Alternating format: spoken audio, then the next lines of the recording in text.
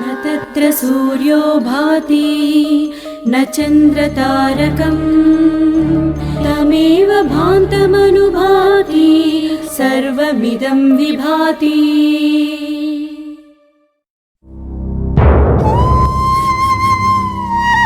సూర్యునిగా గుండెల్లో వెలుగులు నింపి, చంద్రునిగా జాతి ఆశయాలపై వెన్నెల కురిపించి, అందరి వాడిగా అనంత లోకాలకు పయనించిన ఒక సూర్యచంద్రుని కథ.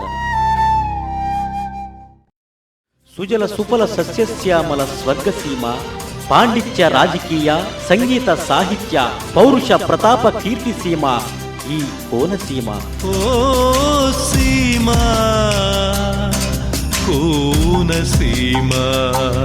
ఈ సీమలో ఆదర్శ దంపతులు శ్రీ నల్లా వెంకటస్వామి మాణిక్యాంబలకు తృతీయ సంతానంగా సాహసాన్ని ఊపిరిగా పోసుకుని 1954 అక్టోబర్ 21న అమలాపురంలో జన్మించాడు మన నల్లా. శ్రీకృష్ణ దేవరాయుని నీతిజ్ఞత, ఎస్వి రంగారావుని మనోజ్ఞత, వంగవీటుడి అభిజ్ఞాత, కాపుకుల కృతజ్ఞతలతో పుట్టిన గడ్డలోని పౌరుషాన్ని, తన జాతిలోని నీతి నిజాయితీలను అణువణువున రంగరించుకుని అంచెలంచెలుగా ఎదుగుతూ నూనూగు మీసాల నూతన యవ్వనంలో శౌర్య సాహసాలే శ్వాసగా 1973లో జై ఆంధ్ర ఉద్యమానికి ఊపిరిలూది పోలీసుల మోహరింపు, ప్రభుత్వ నిషేధాజ్ఞల నడుమ నాటి తాలూకా పోలీస్ స్టేషన్పై జై ఆంధ్ర ఉద్యమ పతాకాన్ని రెపరెపలాడించి పోలీసు తుపాకులకు తన గుండెని ఎదురు చూపాడు.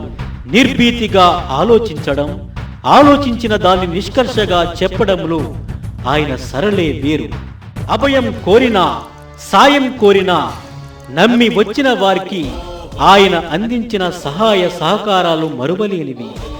ఒక మంచి మనిషిగా కాపు జాతిలోనే కాక అన్ని వర్గాలలో రాష్ట్ర వ్యాప్తంగా ఆయన అభిమానుల్ని, ప్రాణ స్నేహితుల్ని సంపాదించుకున్నారు. ఆయన చెప్పే మాట ఒక్కటే, నడిచే బాట ఒక్కటే, తృప్తినే సంపాదనగా చేసుకుని తన సాగిన జీవన గమనంలో జూన్ 2, 1991న విజయమాధవిని పరిణయమాడి తేజస్విని, లక్ష్మీ ప్రణవి, అజయ్, సంజయ్లకు జన్మనిచ్చి తన కుటుంబాన్ని స్నేహబంధంగా ఆచరించారు. ఒక మంచి మనిషిగా కాపు జాతిలో కీలక పాత్ర పోషిస్తూ తనకంటూ ఓ ప్రత్యేక స్థానాన్ని స్థిరపరుచుకుని ముందుకు కొనసాగుతున్న తరుణంలో విధి చిన్న చూపు చూసింది. ఆగస్టు 31వ తేదీ తెల్లవారుజామున ఆయన ప్రయాణిస్తున్న సమయంలో అకస్మాత్తుగా కాలయముడు కాటేశాడు. తమ ఆత్మీయుడు ఇక లేరంటూ ఆత్మఘోషతో చివరి చూపైనా దక్కించుకోవాలని వివిధ ప్రాంతాల నుండి వచ్చిన హితులు, సన్నిహితులు, కాపు సామాజిక వర్గమే కాకుండా అన్ని వర్గాల ప్రజలతో అమలాపురం పట్టణం కన్నీటి సాగరమయ్యింది. నలుగురి కోసం వెలుగుతూ, ఆ వెలుగుల కోసం కరుగుతూ తిరిగి రాని లోకాలకు వెళ్ళిపోయారు మన చంద్రన్న. నువ్వే కంట పడవంటి కంట తడి అంటూ ఆగనంది,